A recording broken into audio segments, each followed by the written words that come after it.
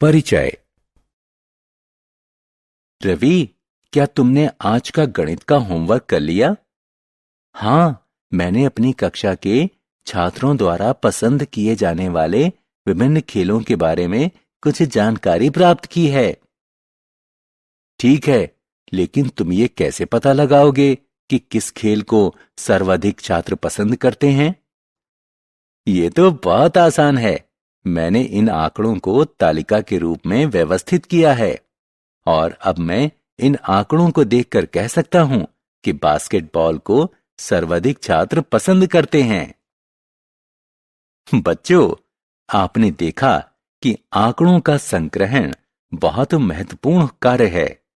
हम आंकड़ों को विभिन्न प्रकार से व्यवस्थित कर सकते हैं और कुछ उपयोगी जानकारी प्राप्त कर सकते हैं।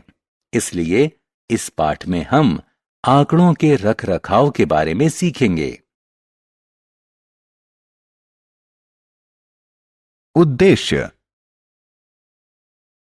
इस पाठ के अंत में आप निम्न करने में सक्षम हो जाएंगे: आंकड़ों का संग्रहण और व्यवस्थापन का महत्व समझना, किसी दिए हुए आंकड़े के समुच्चय के समांतर माध्य, बहुलक और माध्यिका की गणना करना, आंकड़े के समुच्चय की रेंज निर्धारित करना।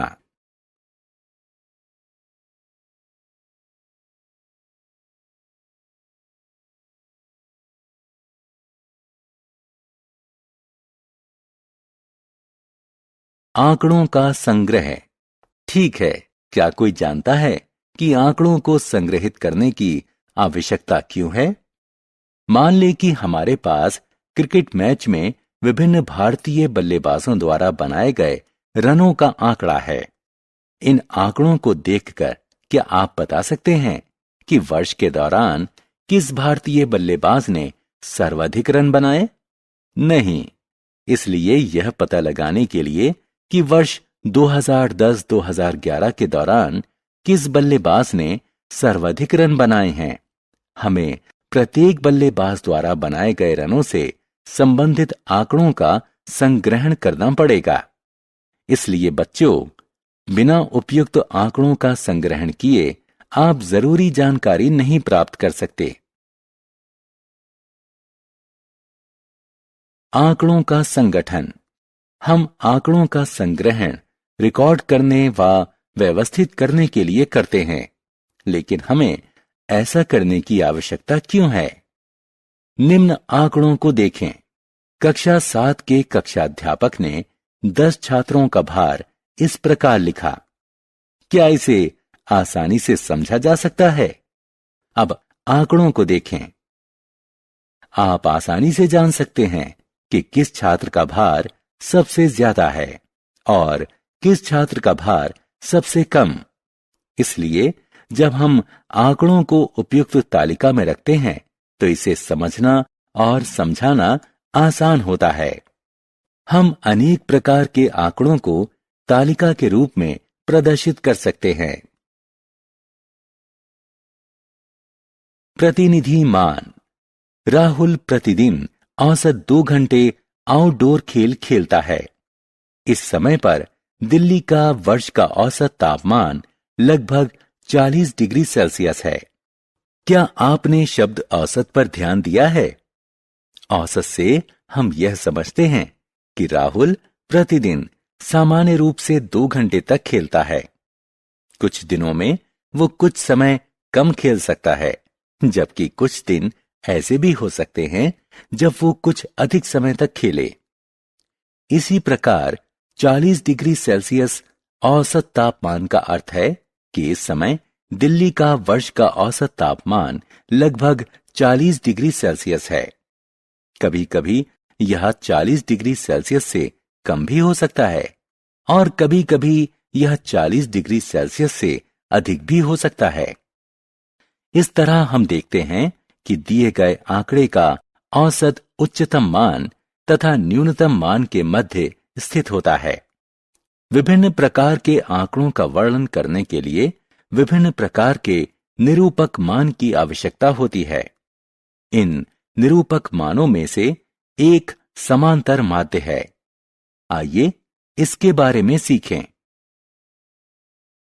अंकगणितीय माध्य।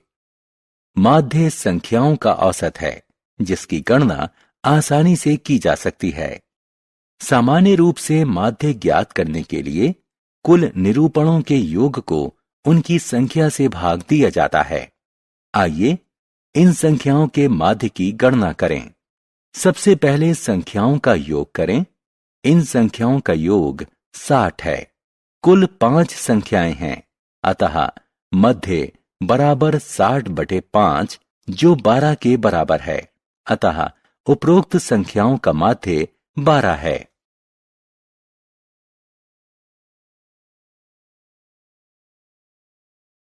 अंकगणितीय माध्य का अभ्यास। रोहित बुद्धिमान और बहुत परिश्रमी लड़का है। उसने अपने गणित के अंक बढ़ाने के लिए 7 बार परीक्षा दी है। यहाँ प्रदर्शित आंकड़ा रोहित के प्राप्तांक हैं। क्या आप रोहित के प्राप्तांकों का माध्य ज्ञात कर सकते हैं? अच्छा, तो आइए सबसे पहले प्राप्तांकों का योग करें, जो 300 है। हम जानते हैं कि उसने 7 बार परीक्षा दी, इसलिए रोहित के प्राप्तांकों का माध्य बराबर 300/7 जो कि 42.86 है।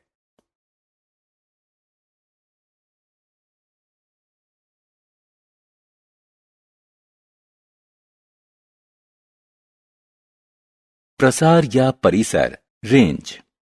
आंकड़ों के समुच्चय का प्रसार यानी रेंज समुच्चय के उच्चतम मान व न्यूनतम मान के मध्य का अंतर होता है। रेंज ज्ञात करने के लिए सबसे पहले आंकड़ों को कम से ज्यादा के क्रम में व्यवस्थित करें। उसके बाद सबसे बड़ी संख्या में से सबसे छोटी संख्या घटाएं। अतः बच्चों, अब आप भी आंकड़ों के समुच्चय की रेंज ज्ञात कर सकते हैं। प्रसार या परिसर की गणना। 5 प्रतिभागियों ने अपनी तैराकी प्रतियोगिता पूरी की। क्या हम इन आंकड़ों से तैराकी के समय की रेंज की गणना कर सकते हैं? हाँ, यह आसान है। सबसे पहले आंकड़ों को कम से ज्यादा के क्रम में लगाएं। अतः समय के उच्चतम मान में से न्यूनतम मान घटाएं।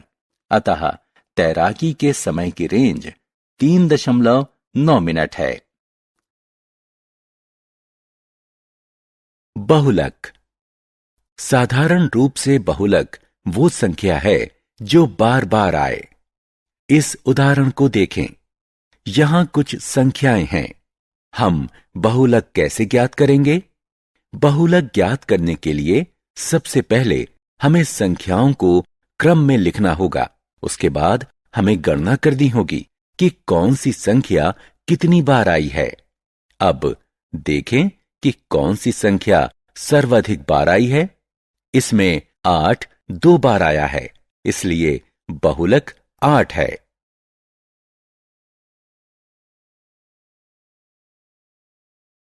बहुलक की गणना। इस आंकड़े को देखें। यह एक कक्षा के 25 बच्चों की लंबाई को प्रदर्शित करता है। आइए उनकी लंबाई का बहुलक ज्ञात करें। यह बिल्कुल आसान है। सबसे पहले संख्याओं को क्रम में लिखें और इन्हें तालिका में रखें। इसके बाद गणना करें कि प्रत्येक संख्या कितनी बार आई है। देखें कि 163 9 बार आया है, इसलिए बच्चों की लंबाइयों का बहुलक 163 है।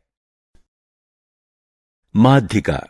माध्यिका वह मान है जो परिमाण के अनुसार व्यवस्थित संख्याओं के समूह के मध्य में होती है। आइए इन संख्याओं की माध्यिका ज्ञात करें।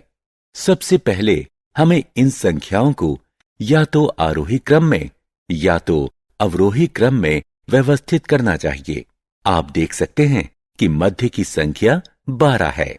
इसके दाईं ओर 3 संख्याएं हैं और इसके बाईं ओर 3 संख्याएं हैं, अतः माध्यिका 12 है। माध्यिका की गणना। गोयनका परिवार में 5 बच्चे हैं जिनकी आयु 9, 12, 5, 18, और 15 वर्ष है। मध्य वाले बच्चे की आयु क्या है? सबसे पहले हमें बच्चों की आयु को कम से ज्यादा के क्रम में व्यवस्थित करना चाहिए। निश्चित रूप से मध्य वाले बच्चे की आयु आंकड़ा समुच्चय के मध्य में है, जो कि 12 है। इसी तरह आप विभिन्न प्रकार के आंकड़ों की माध्यिका ज्ञात कर सकते हैं। सारांश। आइए हमने जो कुछ सीखा है उसे संक्षेप में दोहराएं। आंकड़ों का संग्रहण, रिकॉर्डिंग और प्रस्तुतिकरण हमें अपने अनुभवों को सुनियोजित करने और उनसे निष्कर्ष निकालने में मददगार है। सामान्य रूप से मध्य ज्ञात करने के लिए कुल निरूपणों के योग को उनकी संख्या से भाग दिया जाता है। आंकड़ों के समुच्चय का प्रसार या परिसर यानी रेंज समुच्चय के उच्चतम मान व न्यूनतम मान के मध्य का अंतर होता है। साधारण रूप से बहुलक वह संख्या है जो बार बार आए। माध्यिका वह मान है जो परिमाण के अनुसार व्यवस्थित संख्याओं के समूह के मध्य में होती है।